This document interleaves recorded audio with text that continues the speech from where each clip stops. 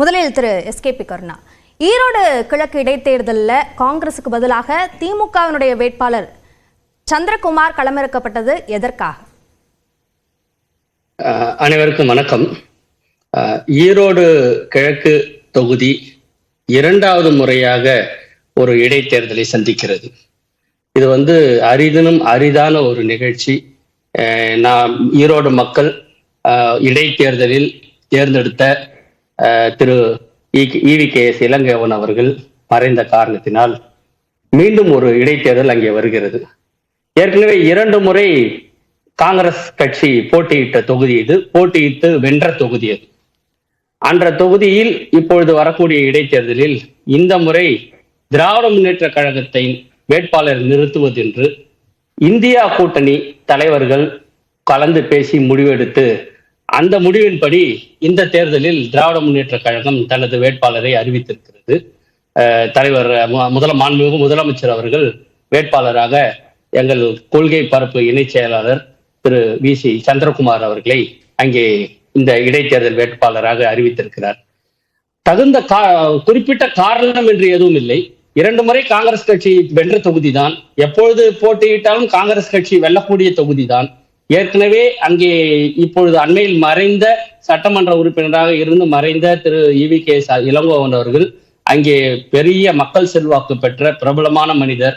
ஆகவே மீண்டும் அங்கே காங்கிரஸ் வெல்ல முடியாது என்ற காரணத்திற்காக எல்லாம் இது மாற்றப்படவில்லை. திராவிட முன்னேற்ற கழகத்தின் தொண்டர்களுக்கு ஒரு உற்சாகமாக இருக்க வேண்டும் என்ற காரணத்தினாலும் இடைத்தேர்தல் இப்பொழுது அடுத்த ஓராண்டுகளில் பொது தேர்தல் வர இருக்கிறது.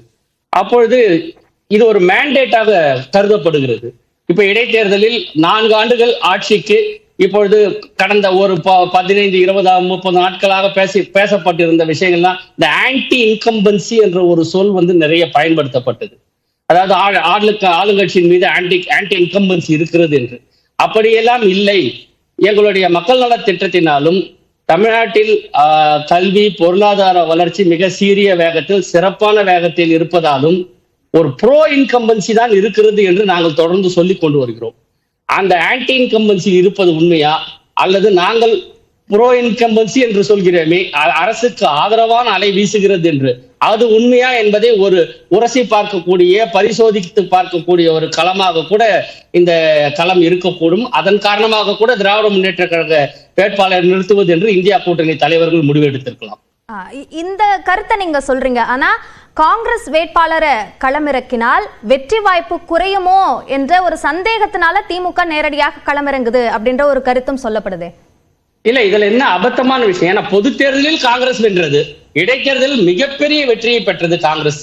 அப்ப 3வது முறையாக காங்கிரஸ் வெல்வதில் அங்க என்ன சிக்கல் இருக்க போகிறது? அப்படியெல்லாம் எந்த காரணமும் இல்லை.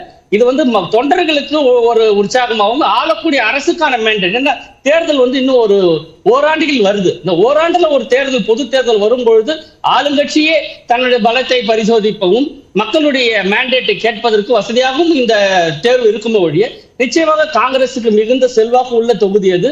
அது மட்டும் இல்லாமல் மறைந்த தலைவர் EVKS இளங்கோவன் குடும்பம் ஈரோட்டில் மிகவும் முக்கியமான பெயர் பெற்ற குடும்பம் அது.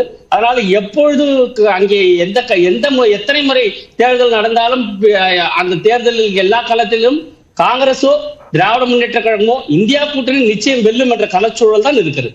இல்ல, அப்போ வெற்றி இந்தியா கூட்டணியாக நின்று எதிர்கொண்டாலும் கிடைக்கும் என்றால் தொண்டர்களுடைய உற்சாகம் திமுக வேட்பாளர் களம் கண்டால் மட்டும்தான் இருக்குமா?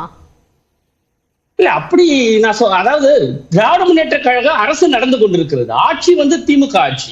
அப்ப திமுகவின் மேண்டேட்டை கேட்பதற்கு இது ஒரு வாய்ப்பாக நாங்க பயன்படுத்திக் கொள்கிறோம் மொழியே வேற எந்த காரணமும் கிடையாது. இது திராவிட முன்னேற்ற கழகம் தன்னிச்சையாக எடுத்த முடிவு அல்ல. இந்தியா கூட்டணி தலைவர்கள் சேர்ந்து எடுத்த முடிவு.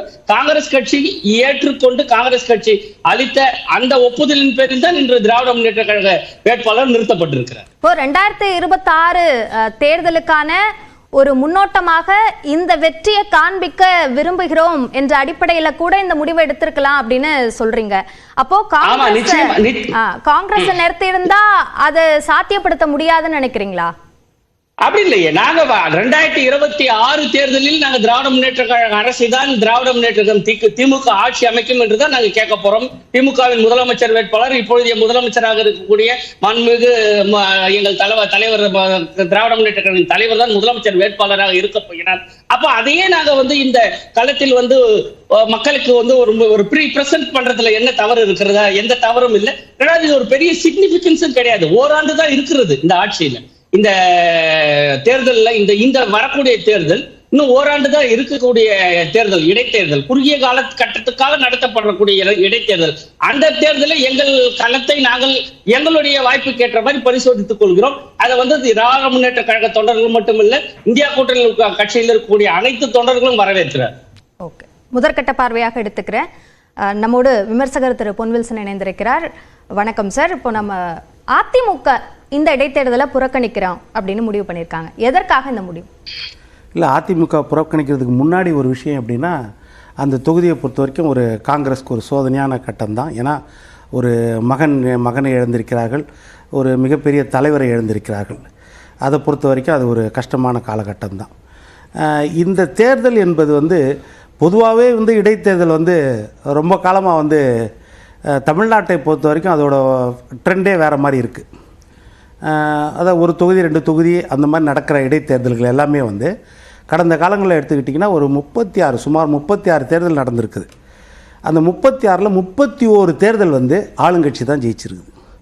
31 தேர்தல்களில் ஆளுங்கட்சி தான் ஜெயிச்சிருக்குது. அதனால் கடந்த காலங்களில் திமுகவும் புறக்கணிச்சிருக்குது, அதிமுகவும் புறக்கணிச்சிருக்குது. ஜெயலலிதா அம்மா 5 தொகுதி இடைத்தேர்தலை புறக்கணித்தாங்க ஒரு கட்டத்தில். அந்த நேரத்தில் நடந்த உள்ளாட்சி இடைத்தேர்தலையும் புறக்கணித்தாங்க, ஊரக உள்ளாட்சி இடைத்தேர்தலையும் புறக்கணிச்சிருந்தாங்க. அதே மாதிரி திமுக பார்த்திங்கன்னா 2012 புதுக்கோட்டை இடைத்தேர்தலை திரு கலைஞர் அவர்கள் புறக்கணித்தார். அவர் சொன்ன காரணம் அதே மாதிரி தான். இப்போ எப்படி ஈரோடு கிழக்கு இதுக்கு முன்னாடி எப்படி நடந்துச்சு, விக்கிரவாண்டி எப்படி நடந்துச்சு அப்படின்னு சொன்ன மாதிரி அவர் அதிமுக குறை சொல்லி சொன்னார். சங்கரங்கோயில் தேர்தலில் எப்படி நடந்துச்சு, எந்த மாதிரி வரம்பு மீறல்லாம் நடந்துச்சு, முறைகேடெல்லாம் நடந்துச்சு நம்ம பார்த்தோம். அதனால் புதுக்கோட்டை தேர்தலை நாங்கள் புறக்கணிக்கிறோம். ஏன்னா கம்யூனிஸ்ட் வேட்பாளர் தான் அவர் இறந்தார், கம்யூனிஸ்ட் எம்எல்ஏ தான் இறந்தது, அந்த தொகுதியை புறக்கணித்தார். 2015 அதே மாதிரி ஆர்கே நகரில் தொகுதியில் ஜெயலலிதா அம்மா நிற்கும்போது அப்பவும் அந்த தேர்தலை புறக்கணித்தாங்க. அதனால் இந்த தேர்தல் புறக்கணிக்கின்றது எதிர்க்கட்சிக்கு இது கடந்த காலங்களில் நிகழ்ந்த ஒரு விஷயந்தான். இது இல்லாமல் ஒரு கூடுதல் விஷயம் என்ன அப்படின்னா, இப்போ நம்ம சகோதரர் சொன்ன மாதிரி ஒரு வருஷம்தான் இருக்குது, ஒன்றும் பெரிய விஷயம் கிடையாது. பொது தேர்தலில் தான் கான்சென்ட்ரேட் பண்ணணும். ஓகே, நீங்கள் வரலாறுகள் சொன்னீங்க, இப்போ இந்த ஒரு வருஷம் தான் இருக்கு அப்படின்ற விஷயங்கள் எல்லாம் சொன்னீங்க. ஆனால் விக்கிரவாண்டி இடைத்தேர்தலை அதிமுக புறக்கணிச்சப்பவே நிறைய விமர்சனங்கள் வந்தது. களத்துல அதிமுக இல்லையா அப்படின்ற கேள்விகளை எல்லாம் கூட எழுப்புனாங்க. ஸோ அதை நீக்கக்கூடிய வாய்ப்பை ஏற்படுத்துவதாக கூட ஈரோடு கிழக்கு இடைத்தேர்தலை எடுத்துக்கொண்டிருக்கலாம். ஆனால் அதுவும் இல்லாமல் இதையும் புறக்கணிக்கிறோம் அப்படின்றது அதிமுக களத்திலேயே இல்லையா அப்படின்ற ஒரு கேள்வியை இன்னும் பலப்படுத்தாதா? இல்லை, இப்போ அதிமுக களத்தில் இல்லைன்னா இப்போ நிறைய நேரம் அதான் அந்த வியூகம் உதாரணம் சொன்னேன். இப்போ திமுக நிற்காத போதும் இந்த விமர்சனங்கள் வந்துச்சு. அந்த விமர்சனங்களை தாண்டி தான் பேராதிக்க சக்திகள் மாதிரி இருக்கிற பெரிய கட்சிகள் அதை தாண்டி தான் நிற்பாங்க. ஏன்னா அவங்களுக்கு கொஞ்சம் அகலப்பார்வையில் தான் யோசிப்பாங்க. கடந்த கால வரலாறை பார்த்தீங்கன்னா இங்கே எடுத்துக்கிட்டிங்கன்னா, அதே ஈரோடு கிழக்கில் 2011 தேமுதிக இப்போ வேட்பாளராக இருக்கார், அவர் தேமுதிக இருந்தார், சந்திரகுமார், அவர் தான் வெற்றி பெற்றார், 10,500 ஓட்டு. அதே மாதிரி 2016 அடுத்த தேர்தல் அதிமுக வெற்றி பெற்றது,